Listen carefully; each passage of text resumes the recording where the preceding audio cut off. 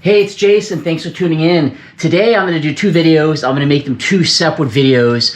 I realize I haven't gave anybody a really good review of the 1987 Mercedes Benz 300, the gasoline 300E. So I want to walk around. It's been sitting over the winter and really just show you the 300E.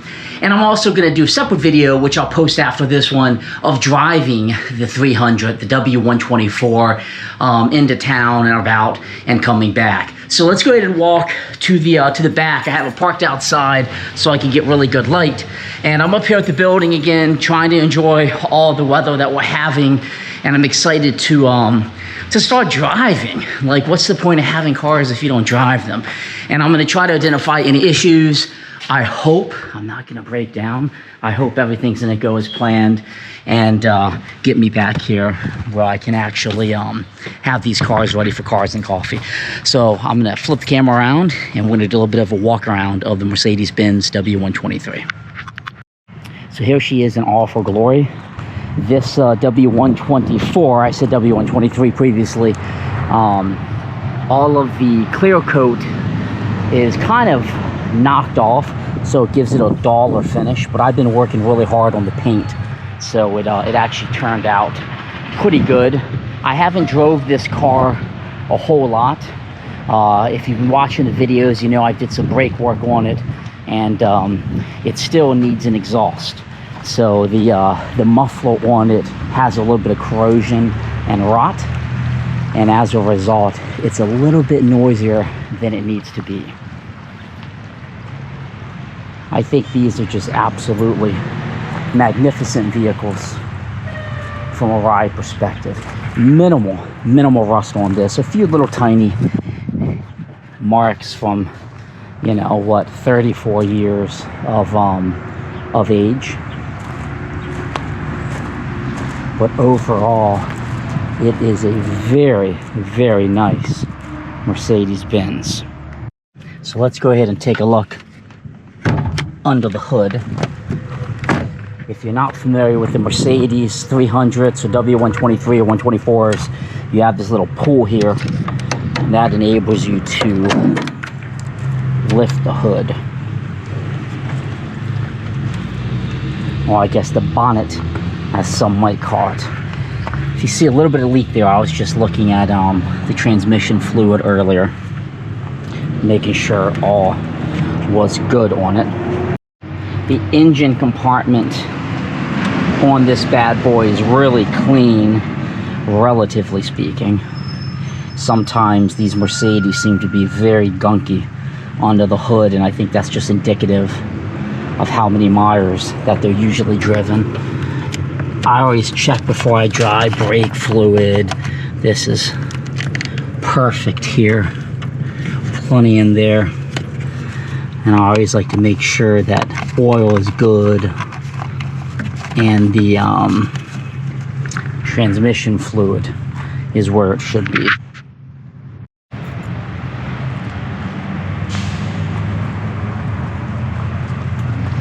These are relatively quiet engines.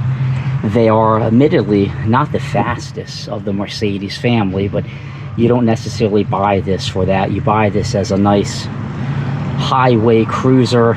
Imagine if you own the Autobahn, you get up to speed and it just is like you're floating on clouds as you're riding.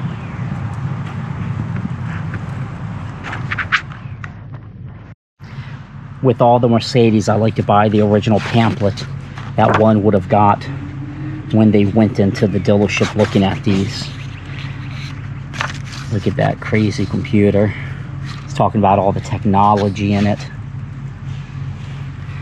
Some of the founders. Engineered like no other car.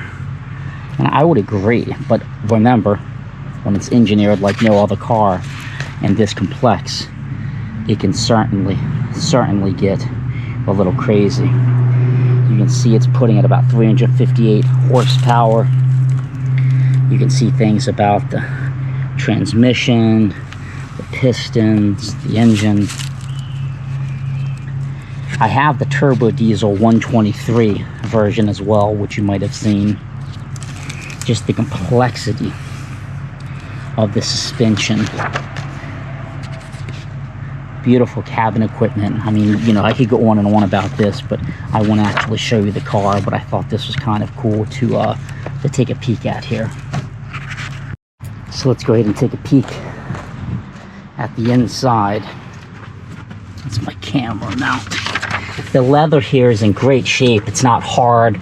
I've conditioned it, but you can see the seats, how they're just so cushiony, very springy.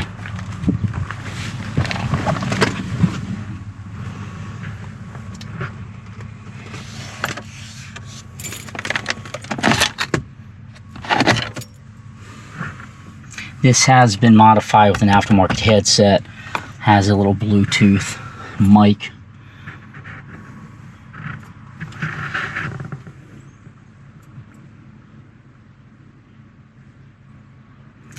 Everything works. Seatbelt notifications work. The interior lights, everything's as you would expect. The glove box is all good. I got some various paperwork and miscellaneous stuff with it. The heat works in this, but the AC does not work.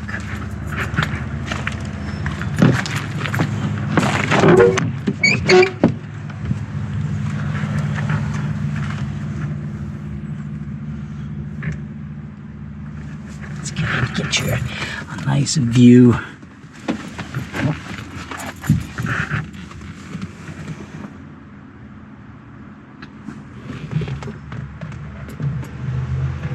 So pretty refined. This always humors me. The first aid kit. That's hidden, but noted. First aid back here.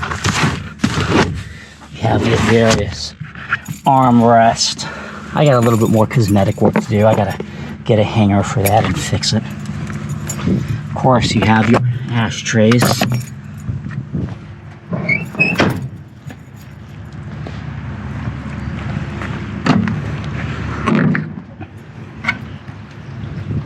A very big trunk. This goes to the passenger's back seat window, the driver's side. Currently, it needs repaired. We've just put it in a manner that it won't fall the window. Then you have your spare tire under here. It has the toolkit, which is nice. You can see there's no rust in here of any significance. Always check that when you're looking at old cars.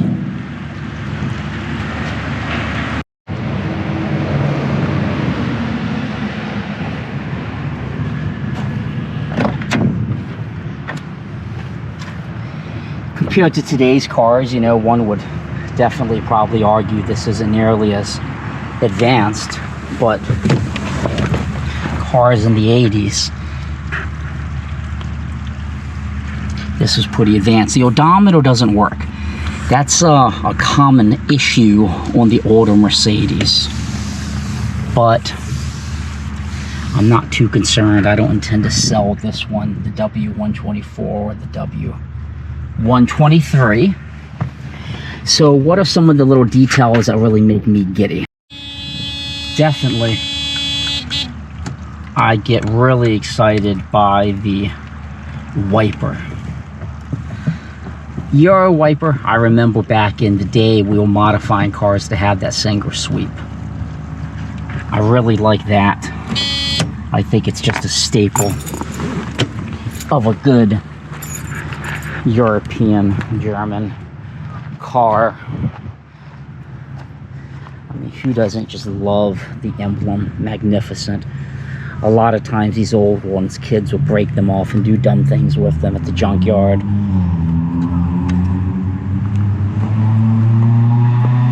I like that I have the original glass in here and a lot of history on this Mercedes.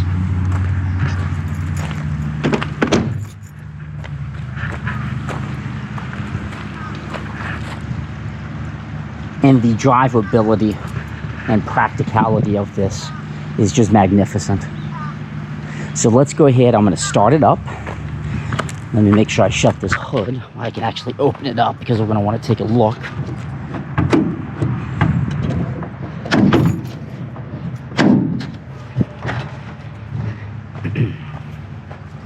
The starting procedure is, you know, incredibly basic. It's an automatic. It doesn't have glow plugs or anything like that. Mercedes key in.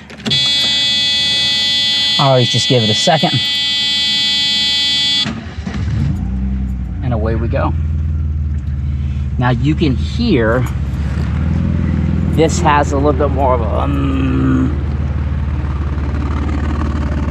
because of the exhaust bin has a bit of a rot issue, and the specialist shop that does some work for me doesn't really do exhaust work. I just got to take it to an exhaust shop. But even with that, you can see just how quiet it is.